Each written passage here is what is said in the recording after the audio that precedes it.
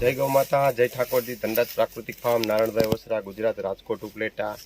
આજે આપણે એવા ખેડૂતને મળવા ગયા છીએ કે જે ગુજરાત લેવલે જેના સૌરાષ્ટ્ર ઝોનમાં જેના મોડલ ફાર્મની આજે હાઈ લેવલ ઉપર જેને હાઇલાઇટ કરવામાં આવ્યું છે અને અલગ અલગ ક્ષેત્રોમાંથી વિઝિટમાં એને સજેશન કરવામાં આવે તો આપણે જૂનાગઢના વડાલ ગામે આપણે ડોમડિયાભાઈના ફાર્મની વિઝિટ કરવા આવ્યા છે. તો આપણે એનો પૂરો પરિચય લઈ અને આગળ જે આપણે કેળના પાકમાં ઊભા છે એની વિસ્તૃત માહિતી લેવાનો આપણે પ્રયાસ કરીએ. તો તમારો પરિચય પહેલાં પૂરો આપજો.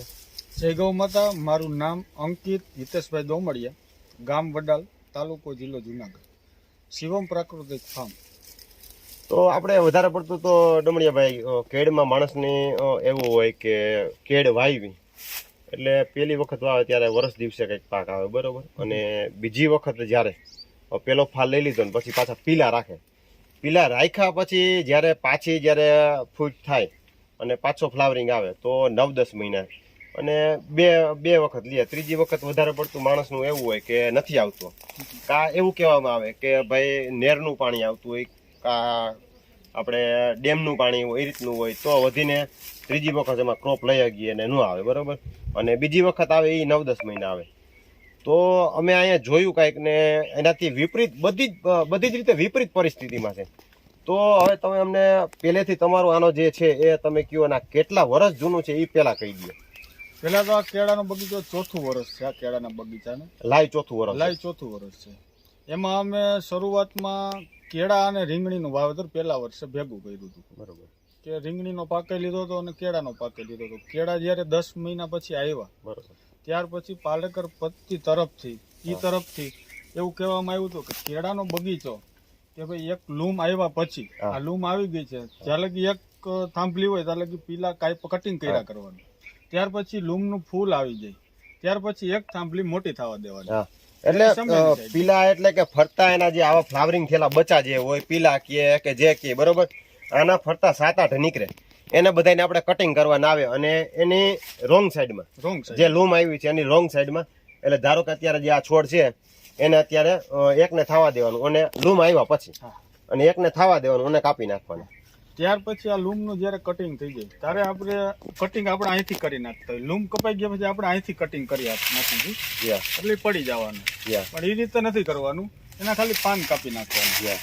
પાન કાપ્યા પછી જે આને ખોરાક બનાવ્યો છે એ ખોરાક પાછો આ સુકાય ત્યારે આને ખોરાક બનાવવો નથી પડતો. આનો તૈયાર જે ખોરાક બનાવેલો છે એ ખોરાક આ ડાયરેક્ટ આ લઈ લે, આને મળી જાય. એટલે જે આપણો 8 થી 9 મહિનાનો સમય છે લૂમને પરિપક્વ થવાનો, એ સમય 3 થી 4 મહિના ઘટી અને 4.5 થી 5 મહિનામાં આમાં લૂમ તૈયાર થઈ જાય છે. કારણ કે આને ખોરાક બનાવવો નથી જતો. એના માટે આમાં જયારે લૂમમાં ફૂલ આવી જાય ત્યારે એની સામેની સાઈડમાં એક ફૂલ મોટું થવા જોઈએ. તો આ એક મોટામાં મોટો પ્લસ પોઈન્ટ. બીજા નંબરમાં પાક વહેલો પાકે, કેમ કે અત્યાર સુધીમાં લગભગ આ રીતનું કોઈએ આપેલું હોય કે ન આપેલું ખ્યાલ ન રહે. આ લૂમ ઓલરેડી તૈયાર છે, આ લૂમ પાકી જાય તો 4 થી 5 મહિનામાં અહીંયા લૂમ આવી જાય. 10 મહિનામાં બીજી વખત જ્યારે જે આપણે પેલું વાવેતર કર્યું હોય અને જ્યારે પાછું પીલું આવે તો વહેલામાં વહેલી 9 થી 10 મહિના કહે અને તમે 4 થી 5 મહિનાનું કહો એટલે એમાંય 50% ગેપ. તો ખેડૂતોને ખાસ કરીને પ્રાકૃતિકમાં કરતા હોય તો એને એક સમજા વિચાર્યા જેવી અને જાણ્યા જેવું છે. કેમ કે આ વસ્તુ છે, કેમ કે પાક મોડો આવે અને આના કારણે બજારનો બેનિફિટ મળે, કેમ કે જે આપણે જે સિઝનથી વિપરીત વહેલો પાક આવે અને એના બધાનો જે ભાવનો ને જે છે આજે બધા એમ કહેતા હાલ ઉત્પાદન નો ડાઉટ હાલ થોડું ઘણું કપાતું હોય, પણ મેન વસ્તુ શું છે કે જે વિપરીત સિઝનમાં જે પાક આવે એનો બેનિફિટ જાજો સારામાં સારું મળી જાય. બીજા નંબરમાં તમારામાં સાઇઝમાં એમાં કેવું ટૂંકમાં જે છે સાઇઝ બંધાવવામાં તો બહુ મેજર પ્રશ્ન નથી, પણ અત્યારે કેળાની લૂમ 4થું વર્ષ છે, 20 કિલોની આસપાસ લૂમ ઉતરે છે. તો સારામાં સારું કહેવાય. કેમ કે ઘણી વખત એવા પ્રશ્નો થતા હોય કે ઘણા લોકોને જે રાસાયણિકમાં છે એને વધીને 30 કિલો આસપાસની આ ક્ષેત્રમાં લૂમ થાય છે, તો એ પણ સારામાં સારું. તો તમારે આ પાણી છે અહીંયા એ ડેમનું પાણી આવે છે, નેરનું પાણી આવે છે, શું છે? ના, અમારે અત્યારે બોરનું પાણી છે, 650 ફૂટેથી પાણી આવે. તો એ આ પણ આમાં પ્લસ પોઈન્ટ છે કે ભાઈ કૂવાનું પાણી નથી, નેરનું પાણી નથી, ડેમનું પાણી નથી અને એ પણ બોરનું પાણી છે. એટલે એ નીચેથી જાજુ આવે એ TDS વાળું હોય અને જાજુ પાણી ઓલું હોય તો એ સક્સેસ ન હોય. તો તમે તમે કેડ તમે ઓવરઓલ જોઈ શકતા હશો કે એકદમ ગ્રીનરી વાળી છે. તો એ પણ આમાં પ્લસ પોઈન્ટ છે. તમે આના વિશે અહીંયા તમે કટિંગ જોવો જ છો. આમાં કટિંગ થઈ ગયું છે લૂમનું. આ જ્યારે લૂમનું કટિંગ થઈ ગયું છે ત્યાર પછી એના પાન કપાઈ ગયા, ઉપરનું બધું કટિંગ કરી નાખ્યું. આ સુકાતું જશે, હા આ ખોરાક લેતું જશે. આને જે ખોરાક બને તૈયાર ખોરાક છે, તૈયાર ખોરાક છે. તો આપણે અહીંથી કાપી નાખ્યો, આને ખોરાક પાછો બનાવવો પડે. આ તૈયાર ખોરાક છે, એ તૈયાર ખોરાક આ લઈ પાછો રિપીટ થઈ જાય. આમાં જ્યારે ફ્લાવરિંગ આવશે, ફૂલ આવશે, ત્યારે જે એક અહીંયા જે ફૂટે આને એકને રાખી દેવાનું, એને તૈયાર કરી લેવાનું, અને તૈયાર કરી લેવાનું. તો આવા બધા જે આયામો છે એને પકડી એને આગળ ચાલી અને આગળ વધીએ તો જ 100% સક્સેસ સફળ અને પ્રાકૃતિકમાં આગળ વધી શકીએ.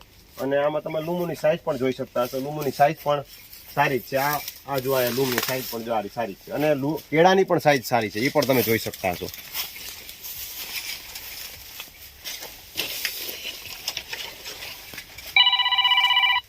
તો કહેવાનો મતલબ એ છે કે બધાને એવું હોય કે 5x10 વાવવું, 5x6 વાવવું કે 8x10 વાવવું.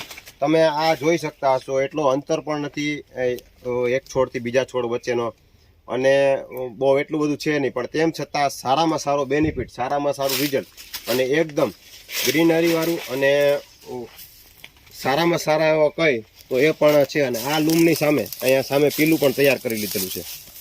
અને આ ભેગી રીંગણી હતી ને એ પણ રીંગણી પણ એમને હાલમાં તંદુરસ્ત હાલતમાં છે. તો ચાલો નવા કોન્સેપ્ટ સાથે મળશું.